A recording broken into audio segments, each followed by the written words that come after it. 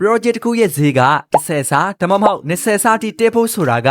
crypto တစ်ခုတည်းမှာပဲရှိတာပါဒါကြောင့်လူအများက crypto ကိုအတိတ်ကျန်အကြကြံဖြစ်တယ်လို့ပြောကြတာကမဆန်းတော့ဘူးပေါ့နော်ကျွန်တော်တို့ကသာ crypto ဈေးတွေ10ဆတိမတက်ခင်မှာကြိုပြီးတော့သိထားမယ်ဆိုလို့ရှိရင်ပို့ပြီးတော့မကောင်းဘူးလားပေါ့နော်ဆိုတော့အဲ့လို10ဆတိဈေးတွေတက်နိုင်မဲ့ crypto တွေကိုဈေးတွေမတက်ခင်မှာဘယ်လိုမျိုးပြုမှုတက်လဲပြီးတော့ဘယ်လိုရှာဖွေပြီးတော့ market တွေကိုကျွန်တော်တို့ကစိုးစိုးဝင်ထားရင်မကောင်းဘူးလားဆိုတာကိုမျှဝေပေးပါမယ်စိတ်သက်ဖြစ်ပြီဆိုရင်တော့စလိုက်ကြရအောင်ပါပထမဆုံးတစ်ခုက project ကဖြည့်ရှင်းမဲ့ပြဿနာနဲ့ရေရှည်အလားအလာကိုဆက်ပါ project တစ်ခုကိုဖန်တီးပြီးဆိုကြတဲ့ကဘာကြောင့်ဒီ project ကိုဖန်တီးရတာလဲဆိုတဲ့ရည်ရွယ်ချက်က project တိုင်းမှာရှိပါတယ်ဘယ်သူကမှအားရငွေကုန်ကြီးကြအခြေကိုခံပြီးတော့တိဆောက်ထားတာတော့မဟုတ်ဘူးပေါ့နော် project ကိုဖန်တီးတဲ့သူတွေက project ရဲ့ရည်ရွယ်ချက်တွေရေရှည်မျှော်မှန်းချက်တွေကို white paper ဆိုတဲ့အထက်မှာ project စပြီးတော့တိဆောက်ကြတဲ့ကထည့်ထားပြီးသားဖြစ်ပါတယ်အဲ့ဒီ white paper ကိုသေချာဖတ်ပြီးတော့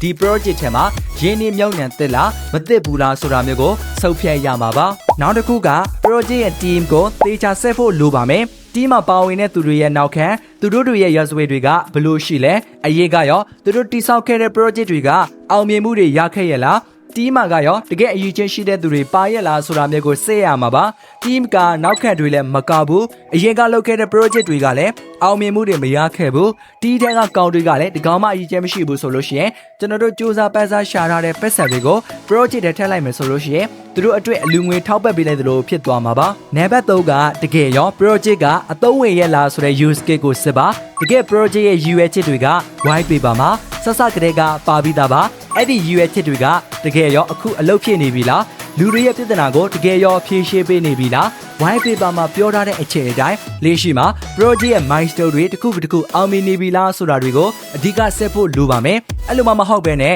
project ထဲက admin တွေက X လိုမျိုး social media တွေမှာ call တွေပြောလိုက်အားချောက်လိုက် post တွေရေးလိုက်မျောနေချစ်တွေပေးလိုက်နဲ့စသဖြင့်အကြောက်ပြချစ်တွေပေးနေပြီဆိုလို့ရှိရင်တော့သိရှာဖို့လိုပါတော့မယ်ညီကိုတို့လည်းသိပြီးသားဖြစ်မှာပါတကယ်ချစ်တဲ့သူတွေကကိုချစ်သူကဘာကောင်းကြီးပဲဖြစ်ဖြစ်ဘလို့ပဲနေနေရင်းမြေတွေဘလောက်ပဲချာဘလောက်ပဲဝေးပေါ့နော်ရအောင်လာပြီးတော့တွေ့မှာပါပဲအကြောက်ပြချစ်တွေပေးနေပြီဆိုကြတဲ့ကအစင်မပြေတော့ဘူးပေါ့နော်တခုခုတော့လွဲနေပြီအဲ့လိုပဲ project ကိုအကောင့်ထဲပေါ်ချင်တဲ့သူတွေက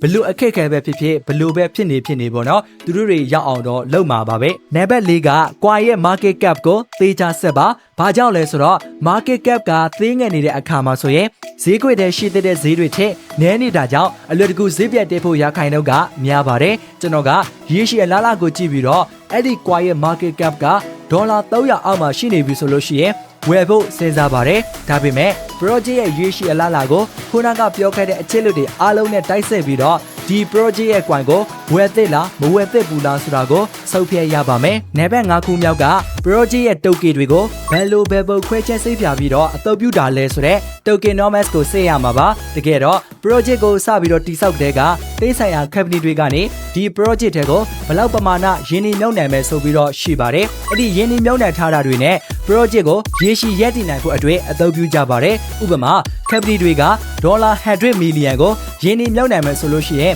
အဲ့ဒီဒေါ်လာ100 million က tokenomics တဲကိုဝင်သွားပြီးတော့သူတို့ team အတွက်ကဘယ်လောက်ပါစင်ခွဲတဲ့ယူမယ် investor တွေအတွက်ကိုဘယ်လောက်ပါစင်ခွဲတဲ့ပေးလိုက်မယ် community တွေကိုဘယ်လောက်ပါစင်ပေးမယ်ဆိုတာမျိုးတွေရှိပါတယ်အဲ့ဒါတွေကိုဆက်ပြီးတော့ team ဖက်ကနေပြီးတော့ပမာဏများယူထားမယ်ဆိုလို့ရှိရင်အဲ့ဒီ project က decentralized မဖြစ်တော့ဘဲနဲ့ဈေးကွက်ကိုသူတို့ကစားချင်တယ်လို့ကစားလို့ရနိုင်ပါတယ်တကယ်က community ရဲ့လက်ထက်မှာ tokenomics အရာ 80% လောက်ရှိနေမှသာလျှင်တစ်တော်ရကြပါလိမ့်မယ်အဲ့ဒါတွေကိုလည်းပြီးခဲ့တဲ့2024တောက်က Telegram Table Gate တွေဖြစ်တဲ့ NoQuai တို့ DogeQuai တို့ Hamster Combat တို့ X Empire တို့တော့ဆိုလို့ရှိရင်အားလုံးလည်းတွေးကြုံခက်ဖူးပြီးသားဖြစ်မှာပါသူတို့ team တွေဖက်ကနေပြီးတော့ဘလောက်ပမာဏများကင်ထားပြီးတော့ market ကိုဘလို့မျိုးကစားသွားတာလဲဆိုတာတွေကိုအားလုံးကြုံခက်ဖူးပြီးသားဖြစ်မှာပါနံပါတ်6ခုမြောက်ကဘယ်သူတွေကတုတ်ကေတွေကိုဘလောက်ပမာဏအထိကင်ထားတာလဲဆိုတာတွေကိုသိရမှာပါဈေးကွက်ထဲမှာ70%လောက်ကိုလူတစ်ယောက်တည်းကကင်ထားမယ်ဆိုလို့ရှိရင်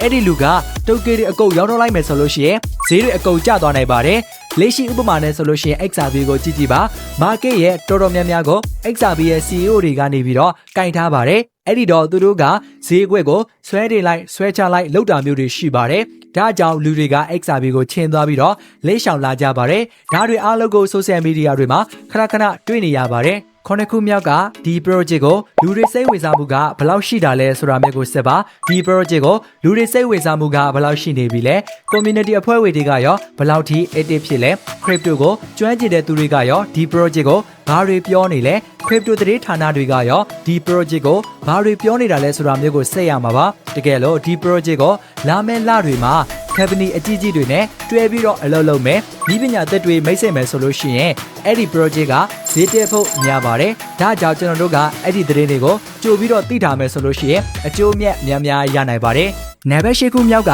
tools တွေကိုအသုံးပြုဖို့လိုပါမယ်ခုနကအပေါ်ကချစ်တွေကိုလေးလာပြီးပြီပဲထားပါတော့ဗောနော်ပထမဆုံးကတိုကင်တွေဝယ်ဖို့လိုက်ရှာရမှာပါ market ထဲမှာတိုကင်တွေကထောင်တောင်းချီရှိနေတာဆိုတော့ရှာဖို့ကသိပ်ပြီးတော့မလွယ်ဘူးပေါ့နော်အဲ့ဒီအတွက် Binance တဲကိုဝယ်ပြီးတော့ Alpha တဲကထိတ်ဆုံးမှာရှိနေတဲ့တိုကင်တွေကိုအရေးရှာဖွေမွေးနှောက်လို့ရပါတယ်တိုကင်ရဲ့ရေရှည်အလားလာကဘယ်လိုရှိလဲ Teas တွေမှာဘယ်သူတွေပါလဲ liquidity တွေကရောကောင်းရလားဆိုတာမျိုးပေါ့ဗျာပြီးခဲ့တဲ့ဘက်ကဆိုလို့ရှိရင် Astar ဆိုတဲ့ coin ကိုအားလုံးသိကြမှာပါအဲ့ဒီ Astar ကအခုဒီမှာပြခဲ့တဲ့ Alpha ကနေပြီးတော့ထွက်လာတာပါအဲ့ဒီ project ထွက်လာပြီးနေရမြောက်တဲ့နေ့မှာဈေးတွေက1000% လောက်ထိကိုတက်ပြေးသွားခဲ့တာပါအဲ့လို coin သာကျွန်တော်တို့စောစောသိခဲ့မယ်ဆိုလို့ရှိရင်ထောပြီပေါ့နော်ဒါကဥပမာပြောပြပေးတာပါအဲ့ဒါတွေကိုခုနကပြောခဲ့တဲ့အချစ်တွေနဲ့တိုက်ဆက်ပြီးတော့ Alpha ကနေရှာဖွေမွေးနှောက်လို့ရပါတယ်နောက်ထပ် loser တို့ new listing ဆိုတဲ့နေရာကနေဈေးတွေနေတော့မှာ project ရဲ့နောက်ကျောင်းတွေကို